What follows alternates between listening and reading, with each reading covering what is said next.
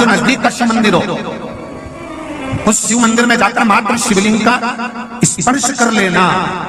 आप में से कितने लोग हैं जो शंकर जी के मंदिर में जाकर चंदन की 3 उंगलियां शिवलिंग पर घुमाते हो ना, शिवलिंग पर 3 उंगली? तो ये 3 उंगली घुमाने का फल क्या है?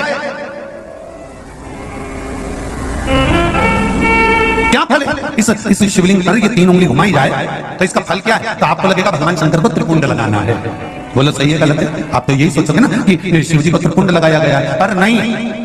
शिव महापुराण की कथा कहती है, ओम शिव महापुराण की कथा ये सागर में जो चल रही है, इसमें आप अगर विद्धेश्वर संहिता को या पार्वती खंड को निकालोगे या आप स्कंद पुराण का या लिंग पुराण की कथा को उठाकर देखोगे तो उसमें वर्णन आता है जब कोई पुरुष, नारी या बच्चा अगर चंदन लेकर गया है, अष्टगंध लेकर गया है, या जल चढ़ाने के बाद चंदन भी नहीं है, अष्टगंध भी नहीं है, लाल चंदन भी नहीं है, और मात्र उंगली से 3 लाइन खींचता है, उसका मतलब त्रिपुंड लगाना नहीं होता। उसका मतलब होता है कि उसने एक पार्थिव शिवलिंग का निर्माण कर पूजन कर ली है। यह फल प्राप्त,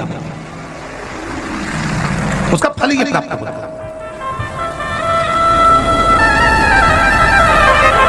अब आप कभी तक सोचते थे कि हमने तो चंदन लगा दिया, हम तो भगवान को चंदन की लाइन खींच दी, हम भगवान को त्रिपुंड बनाकर आए। त्रिपुंड नहीं, भगवान शंकर को आपने त्रिपुंड लगाया वो अपनी जगह पर, भगवान शंकर को जो आपने 3 लाइन खींची है, हाथ का जो स्पर्श कर घुमाया है, इससे पार्थिव शिवलिंग के निर्माण का फल प्राप्त हो जाता है।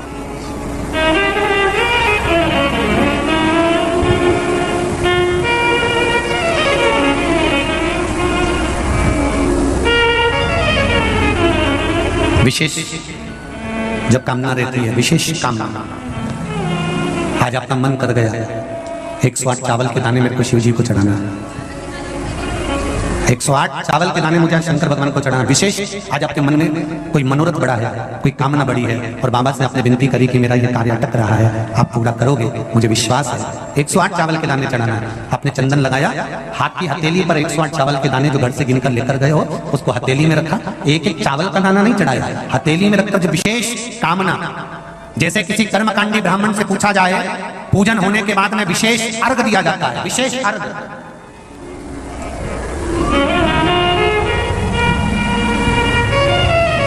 उसी तरह विशेष कामना के लिए तो महापुराण की कथा चल रही है, बार बार नहीं मिलेगी। और जितने लोग आस्था पर सुन रहे हैं, जितने लोग फेसबुक यूट्यूब पर सुन रहे हैं, वो भी ध्यान लगा। 19 शिव महापुराण की कथा की ये 3 बेलपत्र में 3 पत्तियां होती हैं।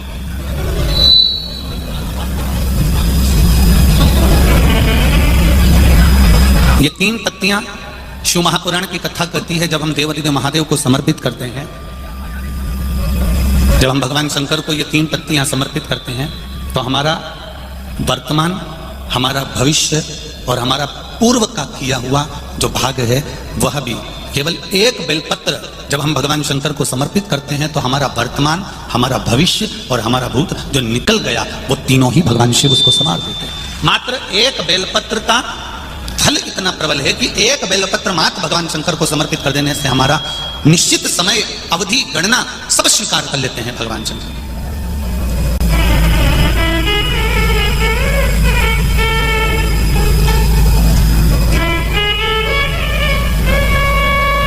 एक बेलपत्र की 3 पत्तियां नहीं है। एक बेलपत्र में जो ब्रह्मा विष्णु महेश हैं, एक बेलपत्र में जो हमारा जीवन है, एक बेलपत्र में जो हमारे देवाधिदेव महादेव विराजमान है, एक बेलपत्र में जो माँ जगज्जननी दुर्गा भवानी विराजमान है, एक बेलपत्र में जो नारायण लक्ष्मी विराजमान है, एक बेलपत्र में जो ब्रह्मा ब्रह्माणी विराजमान है, एक बेलपत्र के अंतर्गत जो मेरे देव अधिदेव महादेव की 64 योगनियां विराजमान है, एक बेलपत्र के अंतर्गत 33 कोटि देवी देवता विराजमान है, एक बेलपत्र के अंतर्गत संपूर्ण ब्रह्मांड का सुख विराजमान है। वो बेलपत्र कोई साधारण नहीं होती। शिव को चढ़ा देने पर वो बेलपत्री का सुख हमारे जीवन पर्यंत।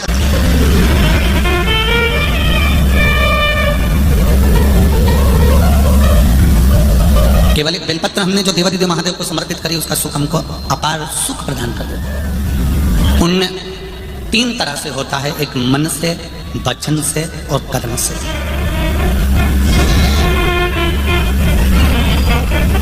जरा ध्यान देना, मन से हम जिंदगी में कभी किसी के प्रति भेदभाव ना रखें।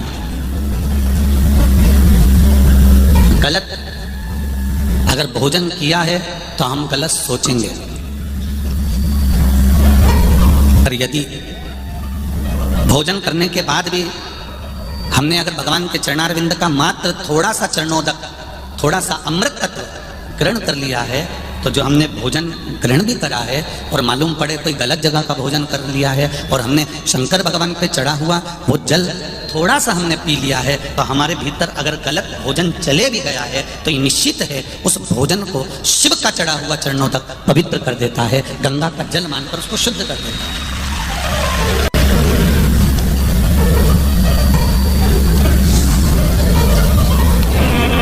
दो विष होते हैं, दो तरह का विष होता है। एक विष भोजन में मिलाया जाता है और एक विष कानों में मिलाया जाता है। जरा ध्यान देना मालेगांव वालों और जितने लोग आस्था चैनल पर सुन रहे हैं वो भी। एक विष भोजन में मिलाया गया है और एक विष कानों में घोला गया है। ये दो विष हैं। इसमें एक विष जो भोजन में मिलाया गया है उस विष से तुम बच सकते हो, पर जो कानों में जहर उगला गया है उससे जिंदगी में कभी बचला नहीं जा सकता, कभी नहीं बच सकते उससे कभी बचा नहीं जा सकता। आप उससे कितना भी प्रयास कर लो नहीं बच सकते।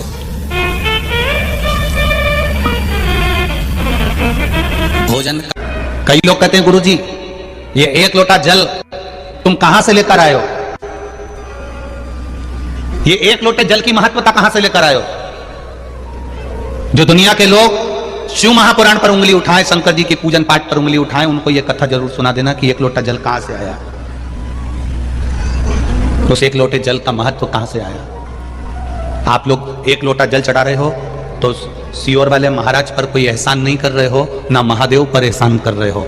एक लोटा जल अगर आप शिव जी के मंदिर में चढ़ा रहे हो तो तुम एहसान नहीं कर रहे हो, तुम अपने 7 पीढ़ी का नहीं। उज्जैन के महाकाल के मंदिर के पास में ऋण मुक्तेश्वर मंदिर में लिखा हुआ है एक लोटा जल से 7 पीढ़ी नहीं तरती, 71 पीढ़ी तार रहे हो। किसी सियोर वाले महाराज का या फिर महादेव पर तुम एहसान नहीं कर रहे, आपकी जिंदगी आप तार रहे हो, आपका जीवन आप सफल कर रहे हो, आप अपना जीवन सार्थक कर रहे हो।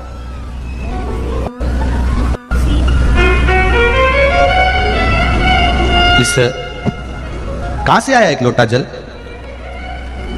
दधीचि ऋषि की धर्मपत्नी का श्राप सबको लग गया, देवताओं को, सारे देवताओं को श्राप लग गया। देवताओं के घर में संतान नहीं हो रही क्योंकि इनको श्राप था कि तुम्हारे यहां संतान नहीं होगी। संतान क्या करा जाए। पार्वती जी ने भी मन में विचार करा कि ये तो श्राप लगा है देवताओं को, अब करना क्या चाहिए। पार्वती जी ने एक व्रत रखा जिसका नाम था पुण्यक व्रत।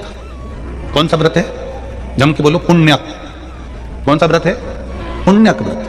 पार्वती जी ने एक व्रत रखा जिसका नाम था पुण्यक व्रत। मां पार्वती वो व्रत 1 वर्ष तक होता है। उस व्रत में 1 वर्ष तक भगवान का पूजन करना, 1 वर्ष तक किसी ना किसी वृक्ष के नीचे बैठकर भगवान की पूजन करना, 1 वर्ष तक वृक्ष के नीचे बैठकर उसी पत्ती का सेवन करना जिस वृक्ष के नीचे बैठे। ये पुण्यक व्रत माता पार्वती जी ने करा 1 वर्ष। किस लिए करा था, श्रेष्ठ संतान की प्राप्ति के लिए, श्रेष्ठ पुत्र की प्राप्ति के लिए। दिल से अगर कुछ करोगे, दिल से आप भगवान से प्रार्थना करोगे तो वो दिल से देता भी है। एक पत्र आया देखो, श्रीमती राजकुमारी ठाकुर, पति श्री रमेश सिंह ठाकुर, ग्राम पलारी, जिला बालोदा बाजार, भाटापारा। कहीं बैठी हो तो हाथ हिलाइएगा। आप ही हैं, दोनों हाथ हिला दो। एक बार श्री शिवाय नमस्तुभ्यम, एक बार वापिस हिला दीजिए। श्री शिवाय नमस्तुभ्यम। मेरे भोले बाबा का क्या बखान करूं गुरुदेव, मेरे पास शब्द नहीं है। मेरी झोली मेरे बाबा ने भर दी है। मेरे पुत्र एवं पुत्र वधू ललिता नम्रता ठाकुर, जिनकी शादी को 14 वर्ष हो गए थे, 14 वर्ष होने पर भी उनके यहां संतान का सुख नहीं था। सारे डॉक्टरों को गांव से लेकर शहर तक इलाज करवाया, टेस्ट भी करवाया, पर संतान का सुख नहीं था। डॉक्टर ने भी मना कर दिया कि 14 साल हो गए हैं, अब मुश्किल है क्योंकि इनको संतान का सुख नहीं हो पाएगा। सब आस छोड़ दी। ऐसी कोई जगह नहीं थी जहां सिर नहीं झुकाया, जिस जगह पर हम लोग गए नहीं, बैठे नहीं, प्रणाम नहीं करा, सब कुछ करा। जो जो जिसने बताया वो सब करा, पर 14 वर्ष तक संतान नहीं गुरुदेव। 4 वर्ष तक हमने सारे उपाय करे, 10 वर्ष हमारे ऐसे ही निकल गए, हमने फिर छोड़ दिया बाबा पर। 14 साल हो गए, 14 के बाद महापुराण की कथा टीवी पर आई। तब मेरी बहन मुझे खंडन किया शिवपुराण कथा का। मैंने पुत्र वधू नमस्ते दोस्तों, हर हर महादेव। 29 जुलाई श्रावण मास की नाग पंचमी को करें एक शमी पत्र और काले तिल का उपाय, होगी हर मनोकामना पूर्ण। हर हर महादेव। श्री शिवाय नमस्तुभ्यं।